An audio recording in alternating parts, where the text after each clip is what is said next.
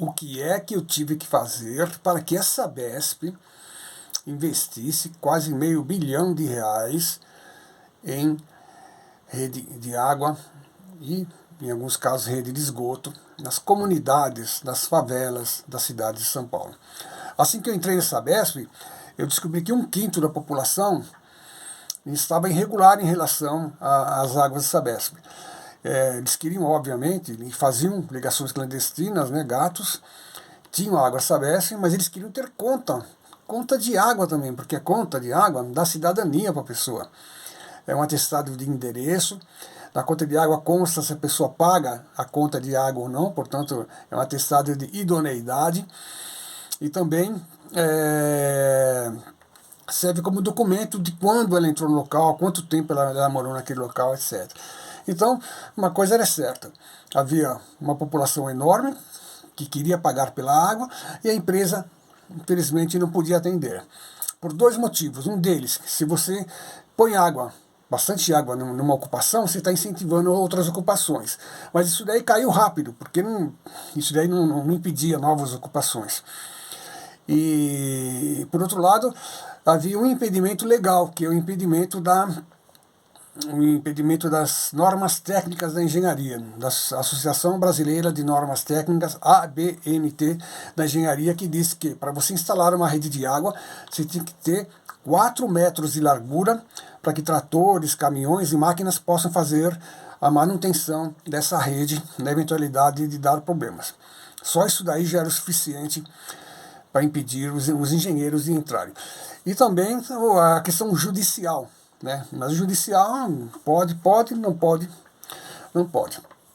Então, eu percebi que nós precisávamos mudar a mentalidade, porque se nós conseguíssemos convencer os engenheiros, os gestores, de que todos iriam ganhar com isso, eles até fariam, mesmo deixando as normas técnicas um pouco de lado, né? Então, o jeito de convencê-los, eu percebi que havia aqui na nossa região, feito pelo Luiz Peixoto na época, o Henrique Pacheco também fazia, reuniões de comunidades com líderes de governo, né? Representantes do governo, representantes da prefeitura, tal, e acontecia muitas vezes, né? Em alguns casos por ano, e eu falei, tem que trazer essa reunião para dentro da Sabesp. Então eu consegui realmente trazer a reunião com líderes comunitários, assim, conservadores, né, para dentro da Sabesp. E porque eles têm um jeito de lidar com os gestores, com os engenheiros, que é muito diplomático, muito inteligente, uma lábia incrível. Primeiro eles elogiam, depois eles fazem um pedido, e no final, se não der certo, eles nem criticam muito, criticam de uma maneira bem amigável, sabe? E com isso, eles conquistavam a cabeça desses gestores para realizar as obras que eles queriam. Falei, o que precisa acontecer com as favelas é exatamente isso. Só que o pessoal das favelas, os líderes das favelas, eles eram pessoas bem fortes, pessoas bem poderosas, bastante incisivas, né? Então eles faziam discursos assim incríveis, né? Maravilhosos, mas bem carregados de agressividade. Então depois que essa reunião com as comunidades conservadoras já estava andando, eu convidei uma líder, a Helenice, do movimento do Sem Terra, falei, vai lá assistir para você ver como é que é, ver se serve para vocês essa reunião. A Helenice foi e ela viu e falou, mas que legal essa reunião, hein?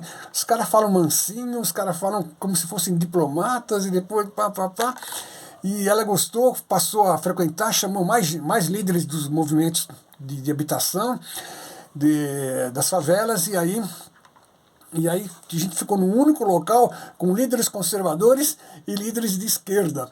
Foi uma coisa que é uma outra história que eu vou contar depois. E aí aconteceu o seguinte, então os gerentes dos engenheiros davam a voz para um líder, aí o líder levantava, tem 3 minutos para falar. Eles falavam, os conservadores falavam em 3 minutos. Os líderes do Sem Terra não. Eles falavam 2 minutos.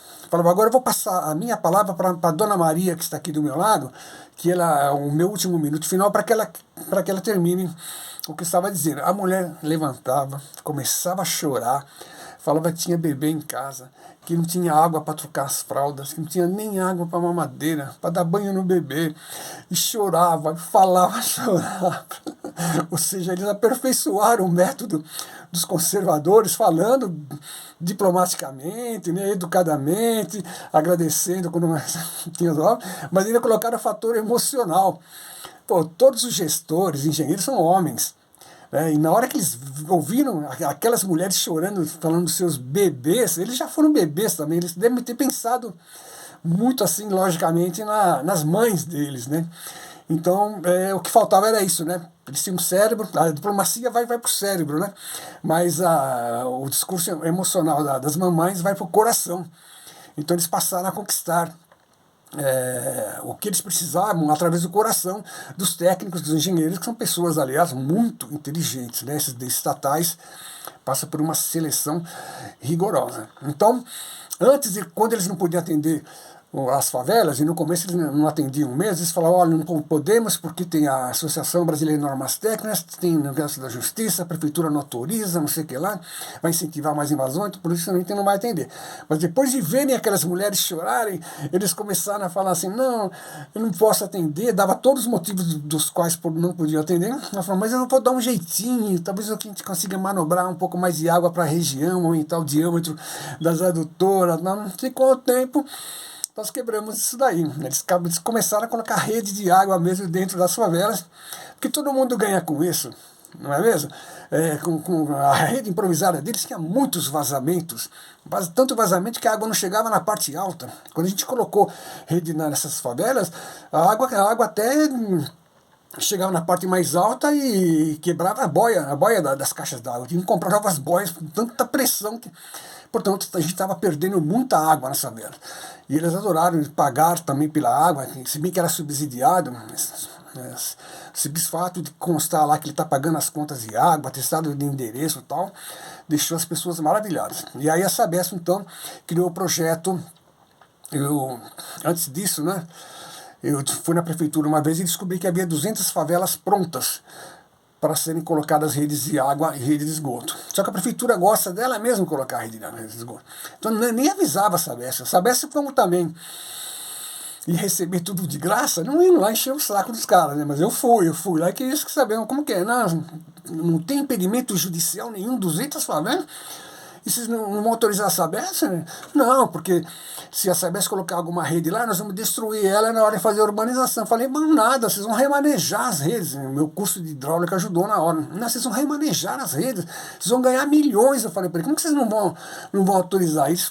Aí eles autorizaram, e até tem um marco histórico nisso. Eles colocaram no documento, cabe a Sabesp avaliar custo e benefício, porque nós vamos destruir. Não colocaram como destruir, mas é porque eles disseram que eles iam destruir o patrimônio público da Sabesp e não pode destruir um patrimônio público. E nem investir, né, fazer um patrimônio público, se daqui a pouco vai ser... Aí, então eles passaram a autorizar, e a primeira grande comunidade, a primeira grande favela foi o do Jardim Santa Elias.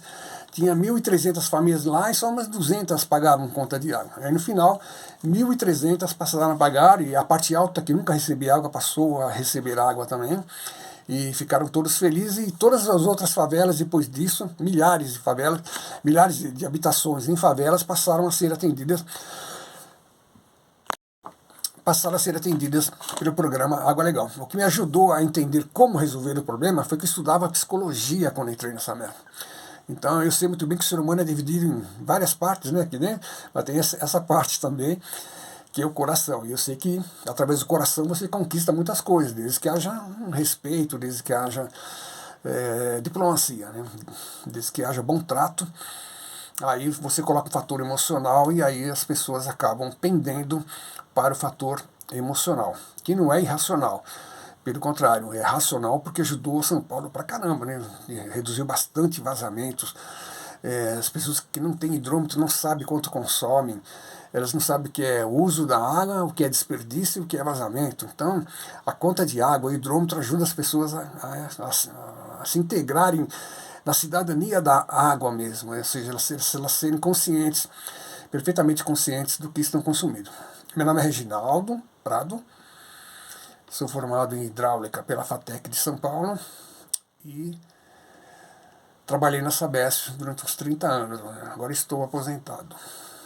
Compartilhe, obrigado.